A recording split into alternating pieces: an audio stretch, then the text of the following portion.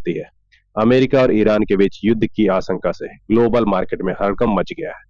अगर यह युद्ध हुआ तो निफ्टी और सेंसेक्स में भारी गिरावट आ सकती है और कुछ कुछ ही दिनों में लोअर सर्किट भी लग सकता है। लेकिन दोस्तों घबराए नहीं, आज हम आपको बताएंगे कुछ 4 पॉइंट जिससे आप अपना प्रॉफिट को बचा सकते हैं और एक मार्केट में लंबे समय तक रह सकते हैं। पहला पॉइंट क्या है? युद्ध का मार्केट पर क्या असर होगा। दूसरी बात, क्या निफ्टी लोअर सर्किट लगाएगा। तीसरी बात, किस स्टॉक में सबसे ज्यादा नुकसान होगा। क्या करें, बेचे या होल्ड करें। तो वीडियो को अंत तक जरूर देखें, क्योंकि अगर आप निवेशक हैं या आप ट्रेडर हैं तो ये जानकारी आपके लिए बेहद ही जरूरी है। तो दोस्तों, जब भी दुनिया में युद्ध की आशंका बढ़ती है तो स्टॉक मार्केट में तुरंत ही इम्पैक्ट पड़ता है। जैसे कि हिस्टोरिकल डाटा अगर हम देखते हैं तो 1990 में इराक कुवैत युद्ध, सेंसेक्स ने करीब एक महीने में कम से कम 40% गिरा था मार्केट। वहीं पर दूसरी बार 2001 में 9/11 9/11 का अटैक जो हुआ था उसमें निफ्टी ने करीब 16% की गिरावट देखी थी। वहीं 2020 में यूएस ईरान टेंशन जब हुआ था तो क्रूड ऑयल $6,000 तक, $6,000 तक पहुंच गया था, जहां पर निफ्टी ने कम से 3 से 3.5% तक का गिरावट देखी थे। तो इस बार युद्ध हुआ है तो निफ्टी 10 से 15% गिर सकता है। ये क्या हो सकता है, तो चलिए इसके बारे में हम लोग जानते हैं। क्यों गिरता है मार्केट? युद्ध से मार्केट गिरने का मुख्य 3 ही कारण है। पहला, कच्चे तेल की कीमतें बढ़ेगी। ईरान दुनिया का सबसे बड़ा जो ऑयल है एक्सपोर्टर है। दूसरी बात, एफआईज जो विदेशी निवेशक है पैसा निकालेंगे। रिस्क से बचने के लिए उनको अपना पैसा बचाना है तो पैसा मार्केट से निकालेंगे, इससे का मार्केट गिरता है। तीसरी बात, रुपया कमजोर होगा जिससे इंपोर्ट महंगा होगा, इस कारण और भी मार्केट गिरने की चांसेस बढ़े। जो ये 3 पॉइंट है, कच्चा तेल महंगा होगा, एफआईज माल बेचेंगे, और तीसरा कि रुपया कमजोर होगा, इससे मार्केट में गिरने की आशंका बढ़ सकती है। इन वजहों से ऑटो सेक्टर जो होगा वो गिरेगा, एविएशन है जितने भी एविएशन सेक्टर है वो गिरेगा, बैंकिंग सेक्टर वो भी गिरेगा। तो अब बात करते हैं लोअर सर्किट लगेगा या नहीं लगेगा। तो पहले लोअर सर्किट होता क्या है वो पहले हम समझते हैं। अगर निफ्टी 10% गिरता है तो 1 घंटे के लिए ट्रेडिंग रुक जाती है, और अगर 15% गिरता है तो फिर से ब्रेक लगता है, और अगर ये 20% गिरता है तो ये पूरे दिन मार्केट को बंद कर देता है। अगर युद्ध जैसी स्थिति आई तो लोअर सर्किट लगने की पूरी संभावना बन जाती है।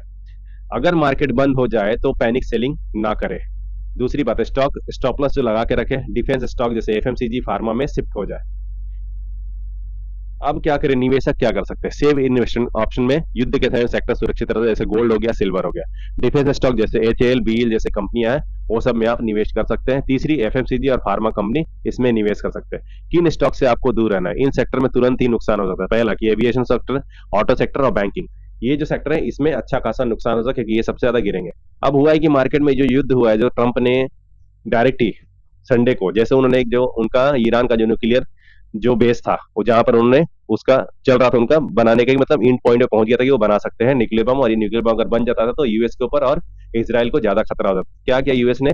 सुबह सुबह उसने जो उनका सेटल बॉम्बर है उससे उन्हें ड्रिल करके उस जगह को नुकसान पहुंचा, और डायरेक्ट अभी यूएस का एंट्री हो गया है इस युद्ध में। पहले तक तो इसराइल ही लड़ रहा था, लेकिन अब क्या हुआ कि अमेरिका ने डायरेक्ट उसके ऊपर अटैक किया है, जिसके कारण जो ईरान का प्रेसिडेंट है खामई, उन्होंने भी डायरेक्ट अभी क्या कहा है कि हम भाई हम झुकने वाले नहीं है, ना ही हम आत्मसमर्पण करेंगे, तो हम भी इसका जवाब देंगे और अमेरिका को इसे सतर्क करना चाहिए। अमेरिका को उसने डायरेक्ट खुली चुनौती दे दी है, तो इससे हो सकता है कि अब युद्ध ये बड़ा हो सकता है, ठीक है, और ये आगे तक चलता रहे। तो इससे हो सकता है कि मार्केट के ऊपर जो क्रूड का जो प्राइस है वो बढ़ेगा, जिसके कारण हो सकता है कि मार्केट में और बड़ी गिरावट हो सकती है।